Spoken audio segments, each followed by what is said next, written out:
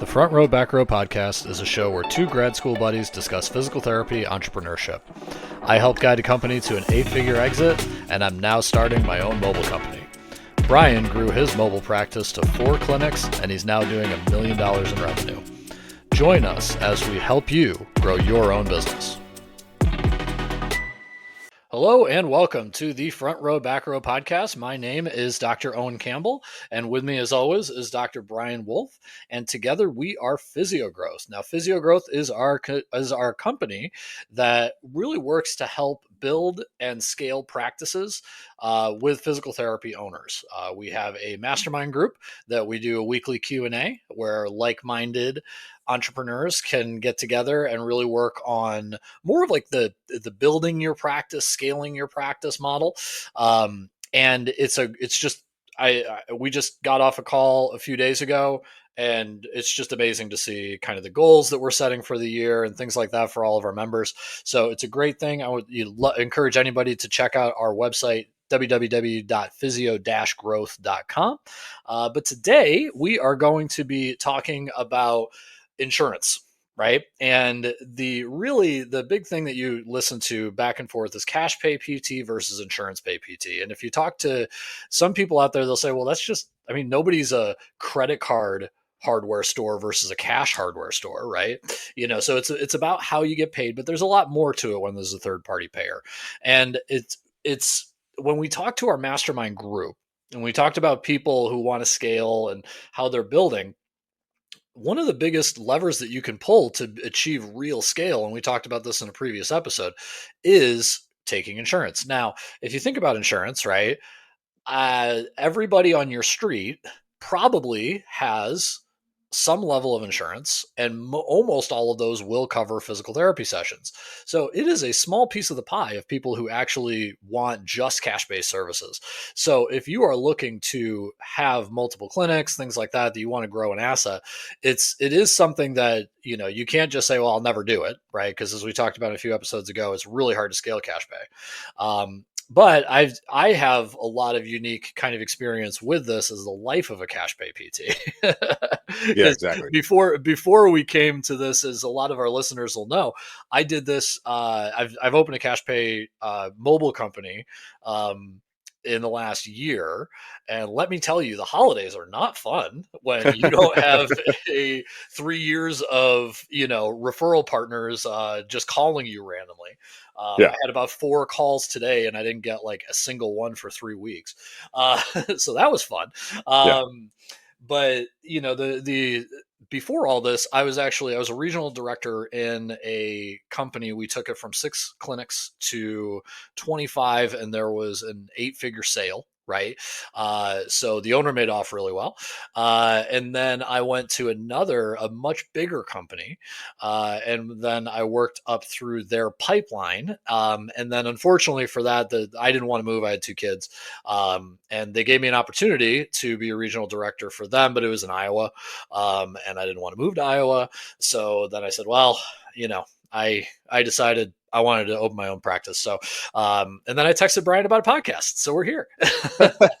So this is great. So I asked Owen, one of the things that I think happens a lot of times that I've recognized is, we talk about cash-based physical therapy. Well, why do we talk a lot about cash-based physical therapy? If you listen to this podcast, you understand that the biggest reason for why a lot of people start in cash-based physical therapy, it's an easy entry point into the business, right?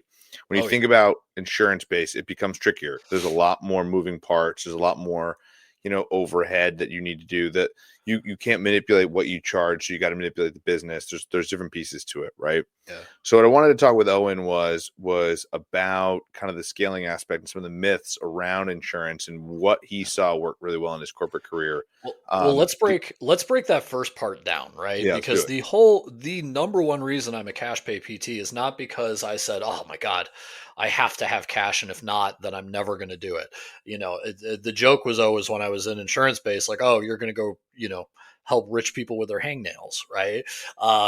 But it's because I didn't have any cash, right? And I don't have to buy a building, right? Insurance rates are such that you kind of need a space to be able to see people without traveling to them, right? So for someone like me who I came out, let's be honest, we had an air conditioner to pay for. I had some debt. So that's why I jumped into the cash pay space. But, like I said at the intro, if you want to build a big company that can help your whole community, insurance is eventually going to be the way to go.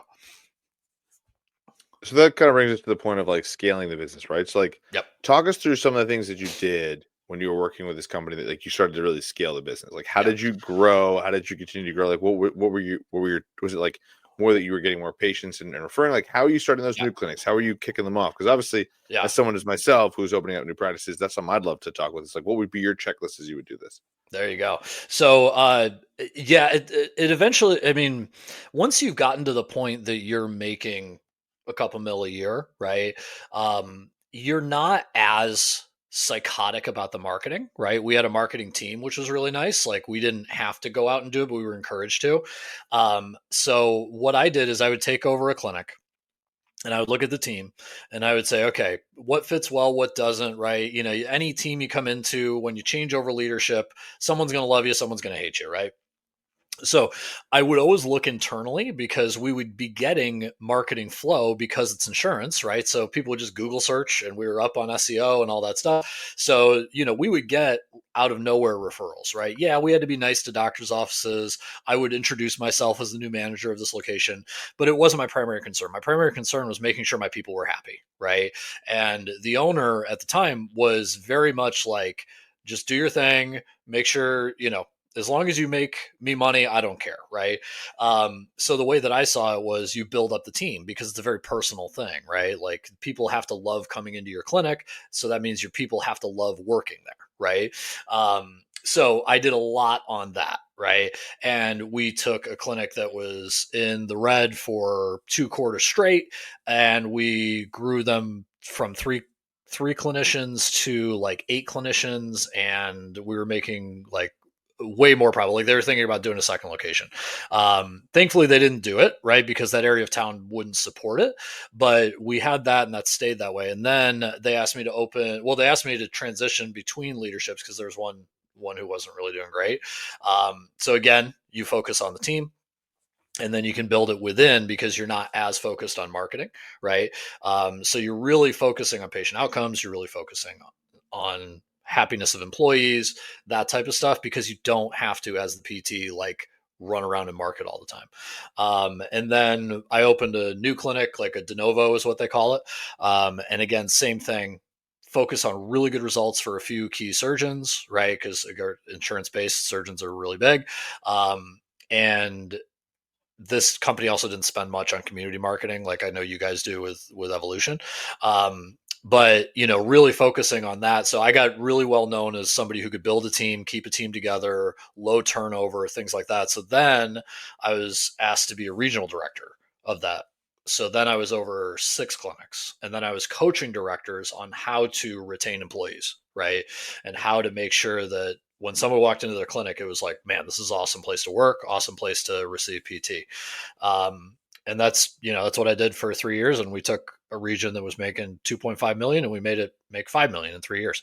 So those are, you can grow and you can do that. And of course the incentive structure definitely improves when you're making your boss, who really cares about money, more money.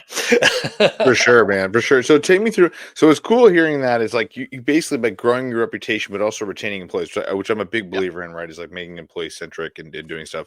What are some Yeah. of the things you did that helped you retain employees? What were some of the things that you did that were so key in that you feel like? Well, here's a plug for our physio growth. We have a whole module where all I do is talk about like keeping your team super freaking happy and productive. But the biggest thing you got to do is you got to know your people and how they communicate, right? So, I had the ability to kind of set up these meetings, and I didn't want to do a lot of like, meeting paralysis where all I do is have meetings to justify that I have a job, right?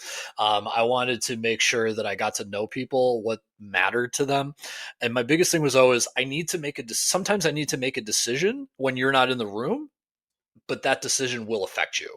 So the more I know you, the more I know what you care about, the better I can represent you when you may not be in the room. And that was always my pitch to my team was that, look, we all know business is a business. We got to make money. If we're not making money, we don't get salaries. It's healthcare in the US, right? But at the same time, we can make this a lot nicer place to work when I know what you want out of this clinic, when I know what you want everything to be. And then I would just be really adaptable, right? Like I would say, okay, maybe I hired 3 chronic pain people in one clinic, right? Well, guess what? We're marketing more to chronic pain doctors because that's what they really want to see, right? Maybe I had one where it was 2 ex athletes, right? Good. I had to switch and communicate with marketing to make sure that they got more of their people, right? So you have to be really adaptable as a leader, to be able to grow and keep people, right? Because it's about keeping people. Because really, I mean, the way you grow is to keep it. You just have to stack staff on staff, and you can't stack staff on staff if they all leave, right? So like that ability um, to do that, because I mean, let's be honest, it was nice that I didn't have to. I could have those meetings and not what I'm doing now, where I'm literally running between like you know networking meetings and all this other stuff. But yeah, insurance. Well, my insurance life, right? My corporate life let me do that. It makes sense. I mean, if you think about what you're doing and how you're running, I mean, one of the things I think that is big for insurance-based PTs is, especially when you're running from person to person doing different stuff, it's like, oh my God, like the house is on fire all the time, right? So, Yeah. so I think one of the things that I hear all the time from my staff is the drive-by meetings, right? So I think a lot Yep. of times we have these. One of the things I try and do now is I try and have FaceTime with every single one of my PTs every single Mhm. week. I think it's Yep. super important to understand what their goals, how they're driven, what they're looking to do, and how to grow. What are different ways that you found to motivate them to keep growing themselves, like within the clinic? What were some things that you did? Because I feel like a lot of times I feel like people leave because they feel stuck. Yeah. So what are the ways that you make them feel that they have growth or they're not stuck and that kind of thing? So my tagline was build your practice within your practice, within a practice, right? So we give you the building, we give you the insurance contracts, but you go out and find that doctor. You go out and find that community that you want to serve, right? And we'll do as much as we can within our budget to help you, right? So like we wouldn't, if I had one guy who really wanted to do, oh God, what was it? I think it was soccer, right? And we did not have in our budget to sponsor every soccer team this side of the 101, right? But we did have in our budget to allow him to like go for a few hours once a week to like PSG's academy, right? Like to make a good connection there. So for him, he was like jacked up about that, and then he was able to, get more soccer players through that. And then we, if he said to me, "I want to go do marketing," I said, "Great." I didn't say you need to go to a doctor's office for this. I said, as long as you bring me people, I do not care, right? Just make it make sense on the back end, right? So we would really push the practice within a practice, and we would coach a lot on how you can market yourself within a company. And I would always kind of point to like the big at the time, again, this was 5-10 years ago, where you had kind of these big name PTs that did all the research, and a lot of those people work for somebody, right? But it's because they did the research, they worked with teams, they did all that stuff, that they have that name and reputation. So I would always kind of point to that, like, you can do it. And would you do it mainly through networking? Is that what you'd usually use? Like, hey, go and network? No, well, yes and no. So, like, we had some people who were like CrossFit nuts, right? And this was before like every CrossFit box had a PT in it, or like 4 PTs stopping by. And we would just be like, all right, man, like, just find some way to get them over here. And then they would say, well, and we would look and say, okay, look, what's the closest one, right? Now we wouldn't give them a gym membership, right? Because that can be abused a lot. Like Yeah. everyone's then your Planet Fitness gets paid for, and we get nothing from that. But we kind of watch the referrals and we track the referrals. And if that PT was bringing in 2 new people that we otherwise wouldn't have gotten every month, like, heck yeah, we're a little bit more fine. We'll find the money in the budget to get you, over there twice a week, Figuring out what right? makes them tick, right? Exactly. Yeah, yeah. Or like, is there a discount we can offer, right? With insurance contracts, sometimes it's hard, but things where you say like, okay, we'll give like a referral bonus, right? You can do that pretty easily. It's $25 gift card, $50 gift card, or something to anybody coming from X gym, right? Yeah. Something that makes it so that that person, they have to make the contact, but then we give them the financial backing to be able Yeah. to keep the contact. Yeah. No, I agree. And as far as like money, talk to money. Like how did the money stack up? And again, I asked you just to be personal. I hope you're cool with it. But like Oh, you talk. Oh, you're how the talking. money. You want my salary? All right. Well, it's not even that. Like talk about people because Yep. I think there's a thought process of I go to cat. I'll give you a great example. Someone Yep. in cash base once was like they asked in our group we heard about, right? Like they're asking for like a salary out of the gate of like 160, Yeah. right? And people need to understand that like that's not how cash PT works either, right? Like Yeah. you what Owen just talked about was the length of an employee staying with a company is what allows the company to pay them more money. It's that simple, right? Yeah. Unless you're a big conglomerate like machine and you're going to come in a regional director position inside of it. But even Yeah. Owen will tell you the story that he wasn't one of the main guys. So a lot of times the length you spend with a company, if you're going to climb the corporate ladder, matters a lot. Yeah. So the reason I'm asking you, Owen, is one of the things that you and I have talked about off here, we haven't really chatted about is if you work for a company, you work for a Yeah. corporation, there is the ability to move up within an organization and make more money based off your reputation because there is a value to Yeah. people that basically, like, again, take someone like myself. If I hire an employee and they stay with me for 5, 10 years, I know they're going to have a huge reputation in the area and lots of doctors are going to like them and lots of people are going to like them and they're going to be busy all the time. So I know I can pay them more money. Well, And and a lot of therefore, it. if they're kind of going in that capacity, in terms of as they grow, we know we can pay them more and more and more money, and they don't have to start Well, their own business. And so I think this is thought of like I need to go to this cash based clinic because they'll pay me more. And it's like cash yeah. pay doesn't mean more. It doesn't at No. all. It does Well, not. because cash pay, they're going to pay market rate. Like, why would you ever pay more than market rate if somebody Yeah, can't get more? Like, why would you ever do that? So, like, yeah, I see that a lot with like they're like, well, if I work for a cash pay company, I'm going to have a much higher ceiling, and it's like, it's no, not how what's that going to works. happen is you're going to realize that you could just leave that cash company, bring those patients with you, and then you have to do all the marketing yourself after that first 5 months, right? So, Literally. like, By the way, sorry to interrupt you. yeah, Literally, just had this happen. That's what sparked this conversation with Owen. Literally had yeah, it happen, and the employee said to me, "I'm going to get more. I'm going to get these. I'm going to move to this area. I'm going to get them, and as I build up, I'm probably going to leave them and take the clients with me and go start my own thing." And I was like, "This is exact." And again, like for but you me, I'm can't like, scale whatever. cash. Like then, good riddance Yeah, from you leaving me, right? yeah, Because at the end of they're the going day, to do it to like you anyway. exactly. That's Yeah, the thing about cash-based physical yeah, therapy. It's a lot harder to start an insurance-based thing. So if you've done yeah, the work and have an insurance-based practice, yeah, you have less likelihood of someone leaving and stealing all your clients. yeah, That being said, in the cash-based world, you are much more volatile because the reality is there's no barriers to me taking my clients with me and going yeah, and starting my own shit.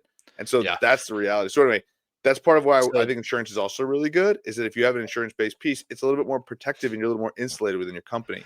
But well, and I want we teased a little bit the numbers too, and like, so I started off way back when, 15 years ago, making 60,000 as a It's new amazing. Those PT. were the salaries back then too, right? As a new grad, like I remember making 55, I think, Yeah, 15 years yeah. ago. Well, I was only 60 because I was in New York City. Upstate, they were at 50. So but I did that. Then I came 3 years into that. I did that. That was a company that was losing money and about to sell. But I still climbed up. I think I made like 67 as an assistant manager. Came to Arizona as a director and made 70, right? Which is compared to New York City, 70,000 here versus 70,000 in New York City it's a huge pay raise. So I was like, hell yeah, let's go. Um, Now and this is what I talk about, like ownership matters, right? Because I've been under private equity and I've been under a sole or like a LLC ownership, right, where like the founder is part of the decision making. My owner in the first one, you know how I said she was like, I don't care, just make me money.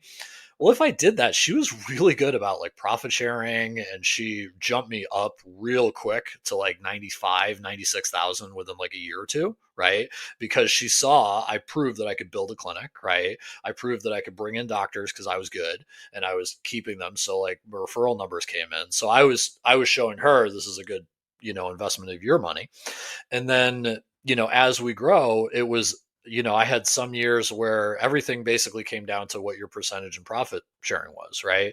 And what was important to me is I wanted a higher base, right? Because I get a house, kids, things like that. So I said to her, look, I'll take a hit on the profit sharing percentage if you give me a higher base. So then she pushed me up to 105, right? Or sorry, she pushed me up to 100, and then it got like a 3% raise on that. So that was what, year probably 8 of my career. 9. And then from 9 through 12 is when I was the regional. And then that was more lucrative because it was, you got profit sharing based off 6 clinics, right? Um, and then when I left to go to the other company, they just matched it, right? They were just like, yeah, that's fine. Whatever you're at. So I think my last year, I was only a clinic manager, by the way. I was only responsible for one clinic. I was in their pipeline, but I was, truly my numbers were I was only responsible for one clinic. I think I brought home 120 that year, 120,000 that year, or Nice. 115, 120. I can't remember. There's a difference there with one of the bonuses. I think before I left, they didn't pay it out because I was told them I was leaving before the cutoff. But yeah, I mean, I think I was making 120, and the only reason I left, honestly, it wasn't so much, the money was. I'm still searching for that money, but Yeah. the biggest reason I left was mostly because I'm a hard headed a hole, right? Like I did not. I got to the point that I was like, I wanted to. There's 5 or 6 things I wanted to do, and I was not. And I was annoying my wife and like all this stuff, and it just got to the point. I think the HR director looked at me and she's like, "You have a future outside of this company," and I'm like, "Are you firing me?" And she's like, "No, no, no, no. The stuff you're trying to push through with this particular CEO, this is the previous one, not with Athletica, my previous employer. Um, she's like, you might want to start your own company. I'm like, really? Like you just said that to me? She's like, I love you. Bye. Well, and brings up kind of what Owen was saying was a lot of it is, starting your own business isn't about making more money, Yeah. right? It's about wanting to take a direction and grow something in a direction that you can't find elsewhere. Uh-huh. But I think that one of the things that you talked about, Owen, is and some mentorship that I would have for other people is if you're interested in finding a business or a company that you can grow within, that you believe in the leadership and what the vision is and how you want to grow, that's a really good business to stay with and Yeah. stay involved. Unless you really are like, I want to be an entrepreneur. I did the same thing. When I started my business, it was because I thought I wanted to spend more time with my kids, and that was going to happen. Business offers you more flexibility Mhm. potentially, but to your point is what Owen's saying is someone grew with me really, really well and built really a long relationship with me. I would pay them more money and give them more flexibility just because I know how much it means to my business to retain them.